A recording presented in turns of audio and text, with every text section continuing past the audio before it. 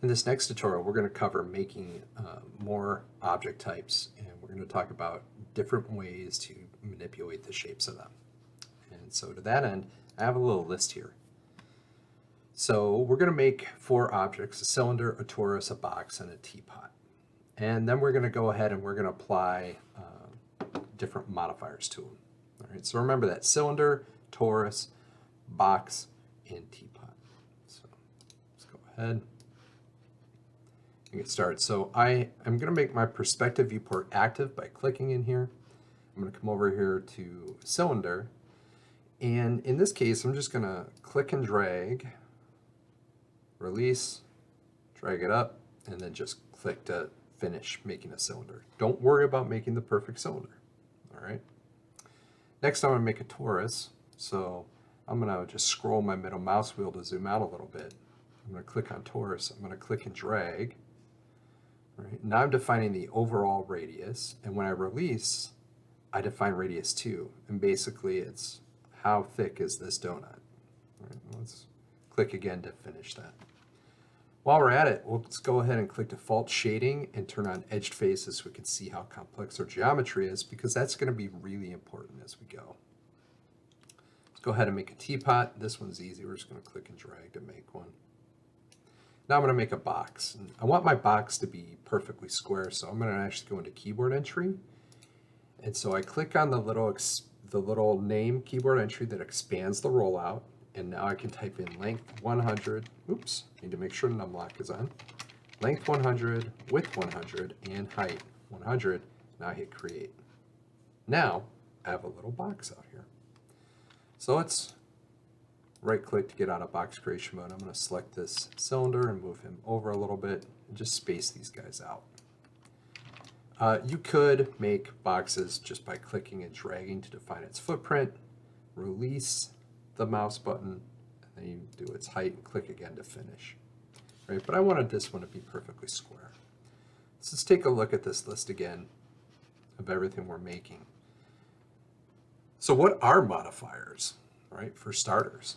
So I'm going to come over here to the modify panel.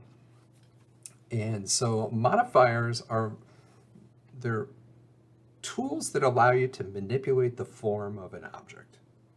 All right. That's actually just partially it. There's a lot of different modifiers that do a lot of different things. The ones we're focusing on they're just little manipulators that they basically allow us to change the shape of our objects in a specific way. Let me illustrate. So I'm going to click on this teapot, and I'm going to click on the modifier list, which gives me this big drop down. I'm going to scroll all the way down here to the M area and go to melt. Hold middle mouse button to move over. I'm going to use the view cube to orbit around. Scroll the middle mouse wheel to zoom in. And now if I just increase this number here for melt, you can see that I'm melting it. You can move these over by holding the middle mouse wheel. And basically, just melt's a fun one. And I think it's great to start with because it's very simple in how it works. I could set it to glass, jelly, right? Look at jelly. Jelly just goes and melts just right away, all just droops right down. All the same geometry is still in there, it's all being affected in this way. And so you see this thing's called a gizmo, and that is everything inside this volume is being manipulated in that way. So for example, if I take this, let's go ahead and we'll make a sphere, even though that wasn't one I specified. And we'll come back over here to modify, and we'll put a melt on him. If I go ahead, you see it has the same manipulator. As I adjust it, let's put it on jelly again. You can see how it's manipulating that form, and it's manipulating, it's melting it as it goes. All right. Now if I do the same thing on this box, click on that, go to melt, and we'll go to jelly. The box just kind of drops down. Right. Now, here's the big difference between the box, the sphere, and the teapot. As we click on these, and we can kind of see it, we're seeing the number of faces that make up each one of these objects. right? And so I'm going to come over here to Utilities, and I'm going to click on More, and I'm going to select this thing called Polygon Counter. And so this shows me the number of polygons that make up every one of my objects. I'm going to maximize this viewport. So all in all in this scene, I have 5,860. I'm currently counting triangles. Triangles are between each one of these points, there's a triangle. And so all these objects are made up of triangles. And so this sphere is made up of 960 triangles. The teapot is made up of 4,096, which is a lot. And this box is made up of 12. So because the box isn't dense enough, it doesn't have enough detail in it, the melt isn't really doing anything. Now I can go, and because Max works this way, I can actually go down and select the box, and I can increase the number of length segments to 20 and hit enter, and you see how now there's 20 segments along the side, and now it's actually starting to deform. If I change the width to 20, the same thing happens, right? You start to see it's getting warped, and then the height I can change as well. Now, currently this icon's turned on. This is show end results. If I turn that off, I would just see my box. But show end results shows everything that is happening in what's called the modifier stack. So now I can go into melt. You can see I can manipulate it. And by going in and adding more geometry to that sphere or to the box, you can see it's starting to deform using the melt. Right? And so let's see another example of that. Let's select this cylinder, and I'm going to make it a little bit thinner. And one of the modifiers I want you to assign it is a bend. You see cylinder bend. So let's go ahead and put the bend modifier on it. And now if I click and drag on this spinner, you can see how it's bending. You see how it has the little orange gizmo that shows you how it is manipulating, right? It's deforming the model based on that. So there's lots of things I could change, but really what I want to focus on is going down here in the modifier stack to cylinder.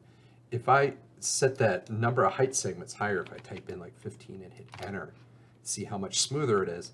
If I put it to 1, all you see is just the end because there's not enough detail. So we need to increase that detail in order to get it to actually see that deformation on it. Now the torus I had set up for twist. So let's come in here and we'll find twist. I can click on that and twist it, and that's, you can see it's definitely twisting it. And I have it, remember, turn on edged faces here. You want to see those edges on your models, right? That's really important, especially as you're working as a 3D artist.